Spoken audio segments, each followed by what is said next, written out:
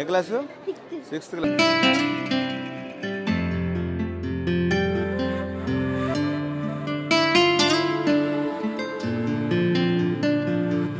ఏం చేస్తుంటారు డాడీ?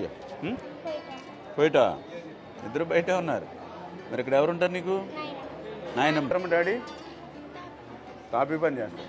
ఏమవుతావు బాగా చదువుకుని? డాక్టర్. ఓ వెరీ గుడ్, నైస్.